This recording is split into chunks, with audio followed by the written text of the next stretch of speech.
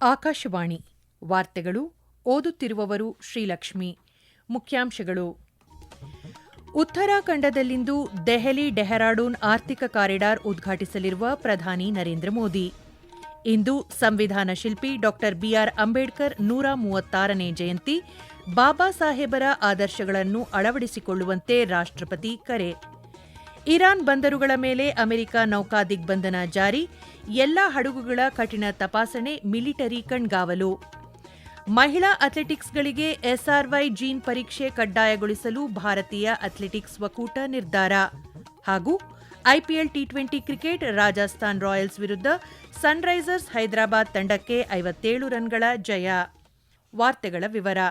ಪ್ರಧಾನಮಂತ್ರಿ ನರೇಂದ್ರ ಮೋದಿ ಅವರು ಉತ್ತರಾಖಂಡದ ಡೆಹ್ರಾಡೂನ್ನಲ್ಲಿ ಇಂದು ದೆಹಲಿ ಡೆಹ್ರಾಡೂನ್ ಆರ್ಥಿಕ ಕಾರಿಡಾರ್ ಅನ್ನು ಉದ್ಘಾಟಿಸಲಿದ್ದಾರೆ. ಈ ಸಂದರ್ಭದಲ್ಲಿ ಅವರು ಕಾರಿಡಾರ್ನ ಎಲಿವೇಟೆಡ್ ವಿಭಾಗದಲ್ಲಿ ನಿರ್ಮಿಸಲಾಗಿರುವ ವನ್ಯಜೀವಿ ಕಾರಿಡಾರ್ ಅನ್ನು ಪರಿಶೀಲಿಸಲಿದ್ದಾರೆ. ನಂತರ ಡೆಹ್ರಾಡೂನ್ ಸಮೀಪವಿರುವ ಜೈಮಾ ದಾತ್ ಕಾಳಿ ದೇವಾಲಯಕ್ಕೆ ಭೇಟಿ ನೀಡಿ ದೇವಿ ದರ್ಶನ ಪಡೆದು ಪೂಜೆ ಸಲ್ಲಿಸಲಿದ್ದಾರೆ.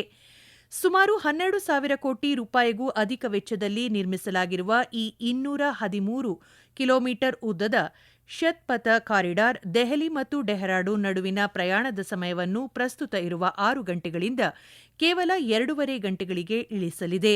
ಈ ಯೋಜನೆಯು 10 ಇಂಟರ್ಚೇಂಜ್ಗಳು, 3 ರೈಲ್ವೆ ಮೇಲ್ಸೇತುವೆಗಳು, 4 ಪ್ರಮುಖ ಸೇತುವೆಗಳು ಮತ್ತು 12 ವೇ ಸೈಡ್ ಸೌಲಭ್ಯಗಳನ್ನು ಒಳಗೊಂಡಿದ್ದು ಸುಗಮ ಮತ್ತು ವೇಗದ ಸಂಪರ್ಕವನ್ನು ಕಲ್ಪಿಸಲಿದೆ. ಭಾರತದ ಸಂವಿಧಾನ ಶಿಲ್ಪಿ ಡಾ ಬಿಆರ್ ಅಂಬೇಡ್ಕರ್ ಅವರ 136ನೇ ಜಯಂತಿಯ ಅಂಗವಾಗಿ ಇಂದು ದೇಶಾದ್ಯಂತ ಅವರಿಗೆ ಗೌರವ ನಮನ ಸಲ್ಲಿಸಲಾಗುತ್ತಿದೆ. ಈ ಸಂದರ್ಭವನ್ನು ಸ್ಮರಿಸಲು ದೇಶದಾದ್ಯಂತ ಹಲವಾರು ಕಾರ್ಯಕ್ರಮಗಳನ್ನು ಆಯೋಜಿಸಲಾಗಿದೆ. ರಾಷ್ಟ್ರ ರಾಜಧಾನಿ ನವದೆಹಲಿಯ ಸಂಸತ್ ಭವನದ ಸಂಕೀರ್ಣದಲ್ಲಿ ಇಂದು ಬೆಳಗ್ಗೆ ವಿಶೇಷ ಕಾರ್ಯಕ್ರಮ ನಡೆಯಲಿದ್ದು, ಗಣ್ಯರು ಬಾಬಾ ಸಾಹೇಬರಿಗೆ ಗೌರವ ನಮನ ಸಲ್ಲಿಸಲಿದ್ದಾರೆ. ಡಾ ಬಿಆರ್ ಅಂಬೇಡ್ಕರ್ ಅವರ ಜಯಂತಿಯ ಸಂದರ್ಭದಲ್ಲಿ ರಾಷ್ಟ್ರಪತಿ ದ್ರೌಪದಿ ಮುರ್ಮು ದೇಶದ ಸಮಸ್ತ ನಾಗರಿಕರಿಗೆ ಶುಭಾಶಯ ಕೋರಿದ್ದಾರೆ. ಡಾ ಅಂಬೇಡ್ಕರ್ ಅವರು ಶ್ರೇಷ್ಠ ನ್ಯಾಯಶಾಸ್ತ್ರಜ್ಞ, ಅರ್ಥಶಾಸ್ತ್ರಜ್ಞ, ಪ್ರಖರ ಚಿಂತಕ ಮತ್ತು ಸಮಸಮಾಜದ ಪ್ರಬಲ ಪ್ರತಿಪಾದಕರಾಗಿದ್ದರು ಎಂದು ರಾಷ್ಟ್ರಪತಿಗಳು ಸ್ಮರಿಸಿದ್ದಾರೆ. ಸಮಾಜದ ವಂಚಿತ ಮತ್ತು ದುರ್ಬಲ ವರ್ಗಗಳ ಏಳಿಗೆಗಾಗಿ ಅವರು ತಮ್ಮ ಜೀವನವನ್ನೇ ಮುಡಿಪಾಗಿಟ್ಟರು ಎಂದು ಹೇಳಿರುವ ರಾಷ್ಟ್ರಪತಿಯವರು, ಬಾಬಾ ಸಾಹೇಬರ ಆದರ್ಶಗಳನ್ನು ಜೀವನದಲ್ಲಿ ಅಳವಡಿಸಿಕೊಳ್ಳುವ ಮೂಲಕ ನ್ಯಾಯಸಮ್ಮತ, ಅಂತರ್ಗತ ಮತ್ತು ಪ್ರಗತಿಪರ ರಾಷ್ಟ್ರ ನಿರ್ಮಾಣಕ್ಕೆ ಕೊಡುಗೆ ನೀಡುವಂತೆ ನಾಗರಿಕರಿಗೆ ಕರೆ ನೀಡಿದ್ದಾರೆ. ಕೃಷಿ ಉತ್ಪನ್ನಗಳಿಗೆ ಕನಿಷ್ಠ ಬೆಂಬಲ ಬೆಲೆ ನಿಗದಿಪಡಿಸುವುದಕ್ಕೆ ಸಂಬಂಧಿಸಿದ ಅರ್ಜಿಯ ಕುರಿತು ಸುಪ್ರೀಂ ಕೋರ್ಟ್ ಕೇಂದ್ರ ಮತ್ತು ಇತರ ಅಧಿಕಾರಿಗಳಿಂದ ಪ್ರತಿಕ್ರಿಯೆ ಕೋರಿದೆ. ಮುಖ್ಯ ನ್ಯಾಯಮೂರ್ತಿ ಸೂರ್ಯಕಾಂತ್ ಮತ್ತು ನ್ಯಾಯಮೂರ್ತಿ ಜೋಯ್ಮಾಲಾ ಬಾಗ್ಚಿ ನೇತೃತ್ವದ ಪೀಠವು ಕೇಂದ್ರ ಸರ್ಕಾರ, ವಿದೇಶಿ ವ್ಯಾಪಾರ ನಿರ್ದೇಶನಾಲಯ ಮತ್ತು ಕೃಷಿ ವೆಚ್ಚ ಮತ್ತು ಬೆಲೆಗಳ ಆಯೋಗಕ್ಕೆ ನೋಟಿಸ್ ಜಾರಿ ಮಾಡಿದೆ. ಎಂಎಸ್ಪಿ ಅನ್ನು ನಿರ್ಧರಿಸುವಾಗ ರಾಜ್ಯ ನಿರ್ದಿಷ್ಟ ಕೃಷಿ ವೆಚ್ಚಕ್ಕೆ ಹೆಚ್ಚಿನ ಪ್ರಾಮುಖ್ಯತೆ ನೀಡಬೇಕೆಂದು ಅರ್ಜಿಯಲ್ಲಿ ಒತ್ತಾಯಿಸಲಾಗಿದೆ. ಎಂಎಸ್ಪಿಯನ್ನು ನಿಗದಿಪಡಿಸುವುದು ರಾಜ್ಯಗಳಾದ್ಯಂತ ಭೂಮಿ ಮತ್ತು ಬಂಡವಾಳ ವೆಚ್ಚಗಳಲ್ಲಿನ ವ್ಯತ್ಯಾಸಗಳು ಸೇರಿದಂತೆ ಸಂಕೀರ್ಣ ಆರ್ಥಿಕ ಪರಿಗಣನೆಗಳನ್ನು ಒಳಗೊಂಡಿರುತ್ತದೆ. ಆದ್ದರಿಂದ ಏಕರೂಪದ ನೀತಿ ಕಾರ್ಯಸಾಧ್ಯವಲ್ಲದಿರಬಹುದು ಎಂದು ನ್ಯಾಯಾಲಯ ಮನಗಂಡಿದ್ದು, ಅರ್ಜಿಯು ಆರ್ಥಿಕ ನೀತಿಯ ಪುನರ್ನಿರ್ಮಾಣವನ್ನು ಬಯಸುತ್ತದೆ ಎಂದು ಹೇಳಲಾಗಿದೆ. ದೇಶದ ನವೋದ್ಯಮ ಪರಿಸರ ವ್ಯವಸ್ಥೆಯಲ್ಲಿ ಬಂಡವಾಳ ಹರಿವನ್ನು ಹೆಚ್ಚಿಸಲು ಸರ್ಕಾರವು 10,000 ಕೋಟಿ ರೂಪಾಯಿಗಳ ನಿಧಿಯೊಂದಿಗೆ ನವೋದ್ಯಮ ಭಾರತ ನಿಧಿ 2.0 ಅನ್ನು ಅಧಿಕೃತವಾಗಿ ಅಧಿಸೂಚಿಸಿದೆ. ಈ ಯೋಜನೆಯಡಿಯಲ್ಲಿ ಹೂಡಿಕೆಗಳು, ತಂತ್ರಜ್ಞಾನ ನವೋದ್ಯಮಗಳು ಮತ್ತು ಆರಂಭಿಕ ಬೆಳವಣಿಗೆಯ ಹಂತ ಸೇರಿದಂತೆ ಆದ್ಯತೆ ವಿಭಾಗಗಳನ್ನು ಬೆಂಬಲಿಸುವ ಪರ್ಯಾಯ ಹೂಡಿಕೆ ನಿಧಿಗಳ ಮೇಲೆ ಕೇಂದ್ರೀಕರಿಸುತ್ತದೆ ಎಂದು ವಾಣಿಜ್ಯ ಮತ್ತು ಕೈಗಾರಿಕಾ ಸಚಿವಾಲಯ ತಿಳಿಸಿದೆ. ಉದ್ಯಮ ಮತ್ತು ಆಂತರಿಕ ವ್ಯಾಪಾರದ ಉತ್ತೇಜನ ಇಲಾಖೆಯಿಂದ ಕಾರ್ಯಾಚರಣೆಯ ಮಾರ್ಗಸೂಚಿಗಳು ಮತ್ತು ಸಾಹಸೋದ್ಯಮ ಬಂಡವಾಳ ಹೂಡಿಕೆ ಸಮಿತಿಯ ಸಂಯೋಜನೆಯನ್ನು ಹೊರಡಿಸಲಾಗುವುದು. ಅಧಿಸೂಚನೆಯ ದಿನಾಂಕದಿಂದ ಜಾರಿಗೆ ಬರುವಂತೆ ಭಾರತೀಯ ಸಣ್ಣ ಕೈಗಾರಿಕೆಗಳ ಅಭಿವೃದ್ಧಿ ಬ್ಯಾಂಕ್ ಅನುಷ್ಠಾನ ಸಂಸ್ಥೆಯಾಗಿ ಯೋಜನೆಯ ಕಾರ್ಯಾಚರಣೆಯನ್ನು ಪ್ರಾರಂಭಿಸುತ್ತದೆ ಎಂದು ಸಚಿವಾಲಯ ತಿಳಿಸಿದೆ. ಈ ವಾರ್ತೆಗಳನ್ನು ಆಕಾಶವಾಣಿಯಿಂದ ಕೇಳುತ್ತಿದ್ದೀರಿ. ನಮ್ಮ ಎಲ್ಲಾ ರಾಷ್ಟ್ರೀಯ ವಾರ್ತೆಗಳು ಹಾಗೂ ಪ್ರದೇಶ ಸಮಾಚಾರ ಈಗ ಆಕಾಶವಾಣಿ ನ್ಯೂಸ್ ಕನ್ನಡ ಯೂಟ್ಯೂಬ್ ಚಾನೆಲ್ನಲ್ಲಿ ಲಭ್ಯ. ನಮ್ಮ ಎಕ್ಸ್ ಖಾತೆ ಮತ್ತು ಇನ್ಸ್ಟಾಗ್ರಾಂ ಖಾತೆ ಆಕಾಶವಾಣಿ ನ್ಯೂಸ್ ಕನ್ನಡ. ಹೆಚ್ಚಿನ ಮಾಹಿತಿಗಾಗಿ ನಮ್ಮ ಫೇಸ್ಬುಕ್ ಖಾತೆ ಆಕಾಶವಾಣಿ ವಾರ್ತೆ ಕನ್ನಡವನ್ನು ಅನುಸರಿಸಿ. ಮಾಹಿತಿಯ ಹೂರಣ ವಾರದ ಕಾರ್ಯಕ್ರಮ ಪ್ರಚಲಿತ ವಿದ್ಯಮಾನ ಪ್ರತಿ ಬುಧವಾರ 9:15ಕ್ಕೆ.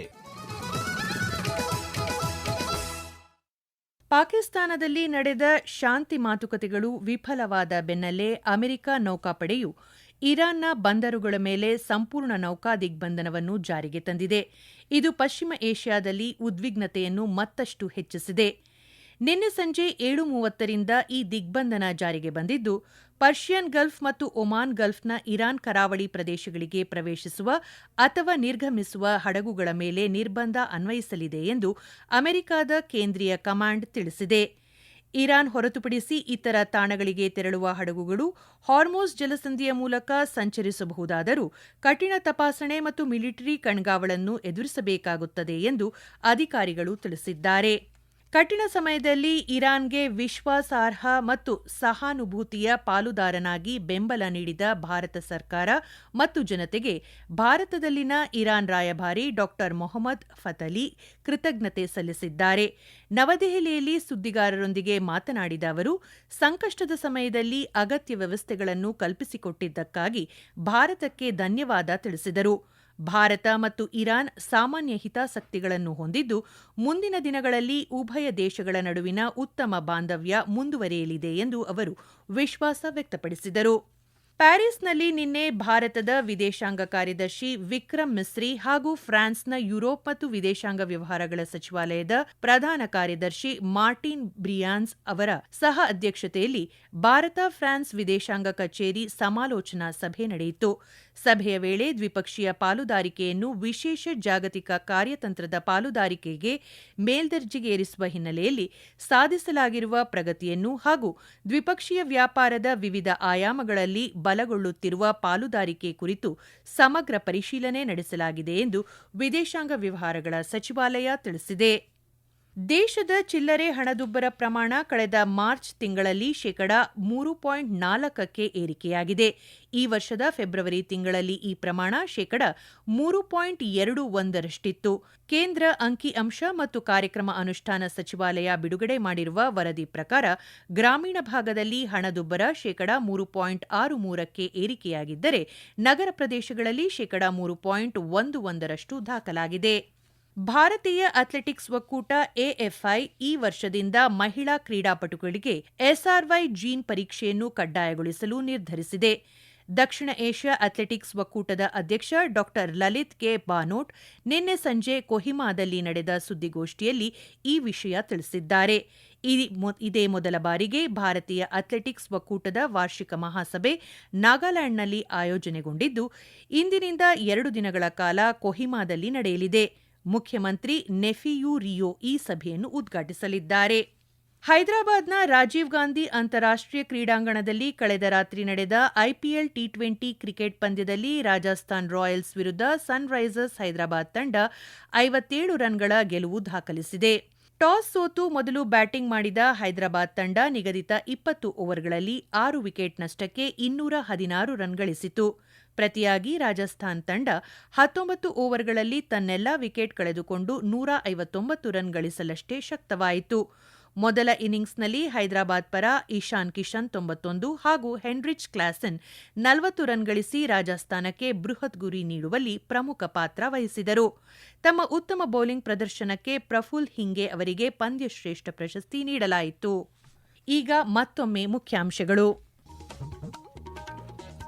ಉತ್ತರಾಖಂಡದಲ್ಲಿಂದು ದೆಹಲಿ ಡೆಹ್ರಾಡೂನ್ ಆರ್ಥಿಕ ಕಾರಿಡಾರ್ ಉದ್ಘಾಟಿಸಲಿರುವ ಪ್ರಧಾನಿ ನರೇಂದ್ರ ಮೋದಿ.